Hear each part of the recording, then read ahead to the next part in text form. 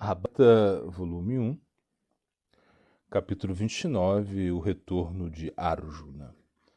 Conquanto seus anfitriões celestiais oferecessem-lhes toda sorte de artigos desfrutáveis em Gandhamadana, os Pandavas pensavam unicamente em Arjuna.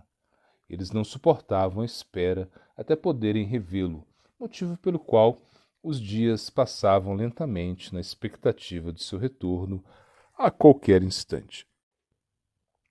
Os Yakshas levaram Douma e Draupadi ao pico da montanha a fim de permanecerem com os Pandavas e a fim de saudarem Arjuna uma vez que chegasse.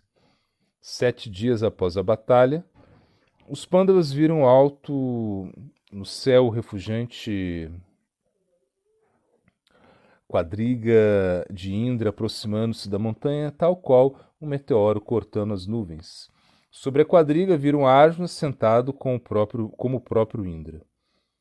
Ele trajava vestes de seda, estava adornado por adereços celestiais e guirlandas da mesma procedência, e sobre sua cabeça trazia uma pequena coroa brilhante e ataviada de joias. Os Pandavas colocaram-se de pé para recebê-lo. Todos eles provaram a mais grandiosa felicidade, conforme a quadriga, que era puxada por 10.000 corcéis, aterrissava vagarosamente. Uma vez, sobre o solo, Arjuna piou e curvou-se perante os pés de Doumya, então perante os pés de Yudhishthira e Bhima. Os gêmeos, em seguida, curvaram-se perante Arjuna, que saudou Draupadi com palavras corteses. Ele entregou-lhe numerosos gemas celestiais, de esplendor similar ao sol, a qual Indra dera a ele. O Yudhishthira também saudou e honrou Matali, como se fosse o próprio Indra, após o que lhe indagou acerca do bem-estar dos deuses. Como um pai fala com seus filhos, foi com grande afeição que Matali dirigiu a palavra aos Pandavas. Em seguida, subiu em sua quadriga e retornou para Amaravati. Arjuna sentou-se em meio dos seus irmãos, que lhe pediram que lhe contasse todas as suas aventuras. Ele narrou tudo o que vivera, desde seu primeiro encontro com Indra, na forma de um Brahmana, até sua partida do céu. Arjuna disse-lhes que, depois de haver recebido seu treinamento de Indra, este lhe disse que era sua obrigação oferecer-lhe Dakshina. Indra disse a Arjuna: não há nada nos 3 mundos que agora não possas oferir. Todas as armas divinas estão sob teu domínio e não existe alguém que iguale tua pessoa na arte de guerra. Desejo que destrua meus inimigos, os Nivatakavachas, uma raça de servais dânavas, que residem em grandes fortes no ventre do oceano. Matando tais demônios, satisfazer-me-á por completo o herói, e quitarás teu débito para comigo. Indra então autorizou que Arjuna se ajudasse de sua quadriga e deu-lhe uma armadura completa e impenetrável. Ele também acomodou sobre sua cabeça a pequena coroa, momento no qual disse: "Sê vitorioso." Abençoado pelas personalidades celestiais, Arjuna partiu na quadriga de Indra. Conforme ia-se, os deuses obsequiaram-no com um búzio de nome Devadatta, cujo som era capaz de dispersar os inimigos. Matali conduziu a quadriga e eles logo chegaram ao oceano. Arjuna descreveu o oceano a seus irmãos. Aquele formidável e inexaurível Senhor das Águas estava coberto por ondas devoradoras, similares a colinas móveis, ondas estas que colidiam umas contra as outras, navios repletos de pedras preciosas cruzando o mar, bem como baleias, timinguilas, serpentes e outros selvagens animais aquáticos. Através das águas pude ver embarcações naufragadas e montanhas de pedras preciosas, pareciam estrelas em uma noite coberta por nuvens claras. Arjuna descreveu como Matali guiou a quadriga mística, a qual podia viajar a qualquer lugar nos 3 mundos, através do oceano em direção à cidade dos Dânavas. Conforme entrava nas regiões inferiores e aproximava-se da cidade, a quadriga fazia toda a região ressoar com os fragores pavorosos de suas rodas. Ouvindo o som trovejante, os Dânavas consideraram que aquilo que por certo era Indra chegando para combatê-los. Eles fecharam os portões da cidade e guarneceram de soldados os terraplenos. Vi milhares de demônios armados com arcos, espadas, dardos de arremesso, machados, maças e clavas, todos com o coração temeroso e com seus membros trêmulos. Sacando o Devata, soprei vigorosamente por diversas vezes, o que fez com que todas as criaturas se aterrorizassem e se escondessem. Os Nivatakavachas, naquele momento, fugiram da cidade às dezenas de milhares. Eles usavam cotas de malha e portavam maças, lanças, clavas, sabres, machadinhas, foguetes, armas de fogo, espadas ornamentadas com ouro e pedras valiosas. Matali manobrava a quadriga peritamente, frustrando o avanço dos demônios. Com efeito, guiava a quadriga tão velozmente que eu nada consegui perceber. Meus inimigos tocavam seus estranhos instrumentos musicais, criando assim um dissonoro clangorar que tomava o campo de batalha e a estupefazia a mente de todos os seres. Conforme os Dânavas corriam em minha direção, disparando centenas de milhares de flechas, vi no céu os rishis que haviam comparecido de sorte a testemunhar a peleja. Eles glorificaram-me com orações védicas seletas, com as quais me inspiravam. Malgrado envolto por tempestades de setas ferozes, neutralizei as flechas dos demônios, bem como as incontáveis lanças, massas e clavas que caíam em minha direção. A quadriga se movia na velocidade dos ventos, livre da investida, contra-ataquei os Dânavas. Com flechas alheias a obstáculos, filo-os recuarem, perfurando cada demônio com diversas flechas mortais. Ao mesmo tempo, Matali instalava em direção ao inimigo meus 10.000 corcéis, que pisoteavam muitíssimos Dânavas. Ele conduzia a quadriga com tamanha destreza que parecia que a mesma era puxada por apenas um cavalo. Atirando minhas flechas, com infalível precisão, cortava os braços erguidos dos demônios, que caíram ao chão ainda segurando suas armas. Suas cabeças, com elmos, rolavam pelo chão como muitíssimas frutas maduras de uma árvore ventaneada. Os Dânavas vinham a mim, em multidões após multidões. Eu carregava minhas setas com os mantras de Brahma e os derrubava conforme corriam ao meu encontro. Mas tão formidável era seu número que dei comigo severamente oprimido por todos os lados. Eu então vali-me da arma de Indra, o poderoso raio, e disparei eu mesmo contra os demônios. Semelhante raio maravilhoso atirou-os para longe da quadriga e despedaçou todas as suas armas. Logo após essa manobra, flechei 10 setas em cada um dos meus opositores. Vendo flechas serem disparadas de meu arco como infindáveis abelhas negras, Matali louvou-me. As flechas, inspiradas por mantras, dilaceravam soldados e faziam o inimigo fugir.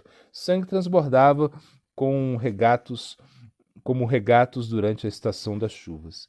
Enfurecidos, os demônios começavam a combater utilizando ilusões. Muito repentinamente, os Dânavas desassomaram-se e pedras choveram do céu.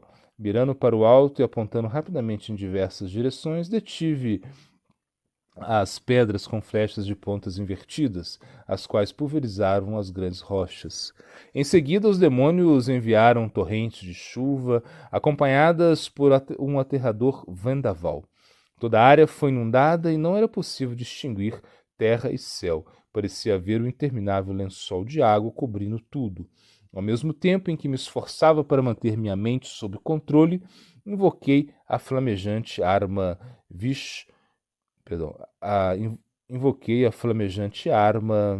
Vishoshana, a qual também me fora dada por Indra. Tal arma secou de pronto toda a água, em razão da qual o ar foi tomado por uma imensa nuvem de vapor. Era-me possível ouvir os terríveis gritos dos demônios, nada obstante sua invisibilidade, eles atiraram línguas de fogo contra mim, bem como um furacão estridente. Neutralizei o fogo com uma arma celestial de água e contive a ameaça de vento com uma arma de montanha. Eles então criaram uma metuenda escuridão, a qual me impedia de ver tanto Matali quanto minhas próprias mãos a segurarem o arco. Uma chuva de massas de ferro se fez cair do alto e os Dánavas gritaram horrivelmente por todos os lados. Os cavalos deram para trás. Matali, soltando o meu chicote, gritou: Onde estás, Arjuna? O que está vendo? Ambos tomados de horror, Matali disse: Ó impoluto Arjuna, conquanto eu haja acompanhado Indra em muitos conflitos contra os demônios, jamais me vi desconcertado deste modo e sem controle de meus cavalos. Parece que a batalha foi ordenada pelo próprio Criado, que agora deseja a destruição do universo. Estou certo que nenhum outro resultado é possível decorrer dessa peleja horrífica. Permaneci em silêncio por alguns momentos a fim de dominar minha mente, então respondi: Acalma-te, quadrigário, contempla neste agora o poder e a agilidade de meus braços e de minhas armas. Neutralizarei essas ilusões com o meu arco Gandiva. Naquele momento invoquei astras capazes de entorpecer o inimigo e as ilusões dos Dânavas dissiparam-se. Eles novamente apareceram diante de mim. Sem demora produziram mais delusões, as quais aturdiram minha mente e meus sentidos. Em um instante tudo parecia coberto de escuridão, no instante seguinte parecia imerso em água, então tudo desaparecia, fazendo parecer que minha quadriga estava suspensa do espaço. Disparando a arma Shabdadevi, desfiz tal ilusão depois do que Matali novamente conduziu a quadriga de encontro ao adversário. Os demônios voaram em minha direção, tomados de ira. Derrubei-os sem qualquer remorso, com saraivadas de flechas de pontas de navalha. Então, novamente desapareceram, continuando a lutar invisivelmente. Servindo-me de armas celestiais capazes de encontrá-los, continuei a matá-los. Os Nivatakavatyas então abandonaram suas ilusões e bateram em retirada para dentro da cidade. De imediato, tudo se tornou visível. Vi o solo coberto por seus corpos destroçados, suas armas, ornamentos, armaduras e membros dispersos. Aos corcéis sequer era possível cavalgarem. Matali instou-se acima e a quadriga voou para fora do solo. Vendo meus inimigos retrocederem, baixei minha guarda, mas transcorridos poucos instantes, os demônios atacaram-me invisivelmente mais uma vez. Uma densa chuva de penhascos de montanhas choveu sobre mim. Debaixo de minha pessoa, senti os Dânavas agarrando as pernas dos cavalos e puxando-os para baixo. Tantas eram as rochas a caírem que minha quadriga parecia estar em uma caverna. Mais uma vez, dei comigo temeroso. Vendo isso, Matali disse: Ó Arjuna, encoraja-te, vala-te da arma raio de Indra contra os Penedos, ela destrui-los-á. Recitei os mantras para invocar a arma de Indra enquanto munia o Gandiva de flechas de ferro. Carregadas com o poder de Vajra de Indra, as flechas voaram contra os rochedos e pulverizaram-nos. As flechas também dissiparam as ilusões dos demônios e derrubaram-nos do céu.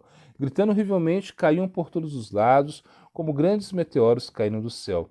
Muitos deles fugiram e adentraram as entranhas da terra, enquanto outros sumiram pelo céu. Dando-me conta de que os demônios haviam sido derrotados, solicitei a Matali que guiasse a quadriga para a cidade. Ele olhou embasbacado para o campo de batalha e disse: Jamais testemunhei tamanha proeza, sequer entre os deuses. Até o presente momento, tais demônios eram inconquistáveis, até mesmo pelos esforços combinados dos deuses. Enquanto Matali conduzia a quadriga em direção aos portões da cidade, eu refletia sobre a batalha travada. Embora centenas de milhares de Dânavas, cada um similar a uma colina, encontrassem-se mortos pelo chão, nem eu nem Malate fomos feridos, algo deveras incrível. Não há dúvida de que foi unicamente a potência de Krishna que nos protegeu e que me permitiu derrotar os formidáveis inimigos dos deuses. Enquanto Matali conduzia a quadriga em direção aos portões da cidade,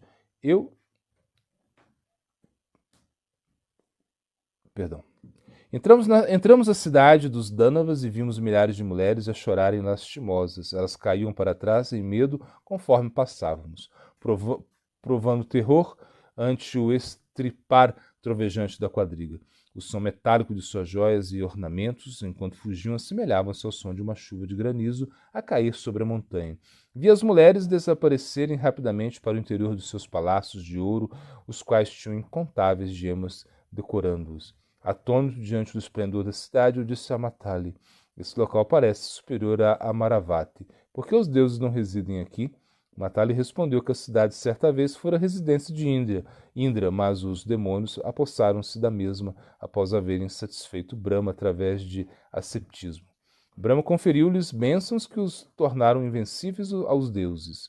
Indra, à ocasião, foi até Shiva e pediu os préstimos dele, que lhe respondeu: Hades reaver a cidade no futuro, quando assumires um corpo diferente. Bharata, volume 1, capítulo 29, Retorno de Arjuna. Atônito diante do esplendor da cidade, eu disse a Matali: este local parece superior a Amaravati porque os deuses não residem aqui, né? Bom, Matali respondeu que a cidade certa vez fora residência de Indra, mas os demônios apossaram-se da mesma após haverem satisfeito Brahma através de ascetismo. Brahma conferiu-lhes bênçãos que os tornaram invencíveis aos deuses. Indra, à ocasião, foi até Shiva e pediu os préstimos dele. Ele respondeu: hás de reaver a cidade no futuro, enquanto assumires um corpo diferente. Enquanto Arjuna falava, seus irmãos olhavam para ele maravilhados. Sua maestria em batalha agora excedia até mesmo aquela do seu ilustre pai, o Senhor dos Deuses. Arjuna continuou: então deixei a cidade Dânava e coloquei-me de volta a Amaravati. Nesse percurso de retorno, a quadriga passou por outra grande cidade, a qual flutuava no céu e brilhava como um segundo sol. Aquela cidade era repleta de árvores feitas de pedras preciosas, bem como aformoseada por torres e palácios de ouro. 4 intransponíveis portões se encontravam de cada lado da cidade, enfeitados por radiantes pedras iridescentes. Jamais vira pedras como aquelas irradiadoras das mais incontáveis cores. Matali contou-me que aquela era a cidade dos Kalakanyas, uma classe de temíveis daitas. A cidade chamava-se Iranyapura, e sequer aos deuses era possível sua conquista. Devido a isso, os demônios residiam ali sem temores. A decimação dos Kalakayanas era destinada a se dar pelas mãos de um mortal, segundo o arranjo de Brahma. Destarte, Matali instou-me que assaltasse os Daitas e, deste modo, agradasse Indra. Respondi: leva-me lá neste agora. Os deuses não têm um inimigo com quem eu também não me antagonize. À proporção que nos aproximávamos da cidade, os demônios faziam formações militares, julgando que Indra viera confrontá-los. Sem qualquer demora, choveram armas sobre mim, flechas, maças, espadas, machados, dardos e lanças. Com o Gandiva, opus seu ataque com vigorosos saraivas de setas. Matali guiava com tamanha perícia que os Daitas desconcertaram-se e caíram uns sobre os outros em suas tentativas de atacar. Percebendo que eu era um inimigo formidável, os Daitas recolheram-se para dentro da cidade, que então começou a se mover em todas as direções. Algumas vezes aparecia no céu, então no oceano, então desaparecia por completo. Por fim, reapareceu repentinamente diante de mim. disparou para cima e fez vários movimentos curvilíneos pelo ar. Embora eu haja considerado difícil acompanhar seus movimentos, consegui deter seu progresso com flechas apontadas em uma única direção e inspiradas por mantras. Tantas flechas atirei que a cidade se despedaçou e caiu em chamas. Os Daitas voaram em direção ao céu e continuaram a lutar. Matali então desceu-nos para o solo, momento no qual fui prontamente cercado por mais de 50.000 quadrigas. Combati-os com armas celestiais, mas os poderosos Daitas gradualmente rechaçaram meus projéteis. Os vigorosos demônios afrontaram-me em brilhantes armaduras douradas, quadrigas decoradas por fileiras de flâmulas, e usando elmos e guirlandas celestes. Minha mente fascinou-se, vendo os Daitas em ordem de batalha, e revelaram-se infrutíferos meus esforços por subjugá-los. Fui severamente oprimido por suas armas, afogando-me no oceano de Kalakayanas. Lembrei-me subitamente da arma de Shiva, reunindo coragem, proferi os mantras sagrados à deidade de 3 olhos. Imediatamente fez aparecer diante de mim uma enorme personalidade de 3 cabeças, 9 olhos, 6 braços, cabelo lúcifero como fogo. Suas vestes consistiam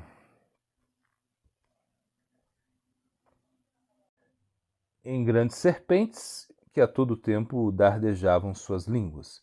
Superando meu medo, curvei-me perante aquela medonha forma do eterno Shiva, então fixei em meu arco o Rudrashtra e, recitando continuamente os mantras, disparei-o de modo a destruir os Daitas. Milhares de projéteis, de variados formatos, desfraldaram-se pelo campo de batalha quando a arma foi disparada. Algumas se assemelhavam a leões, alguns se assemelhavam a tigres e outros a ursos e búfalos. Havia projéteis serpentiformes e outros em forma de elefantes, touros, javalis e gatos. Simultaneamente, o campo de batalha era tomado pelos seguidores de Shiva, inumeráveis gurriakas, yakshas, pishachas, bhutas e outros seres fantasmagóricos.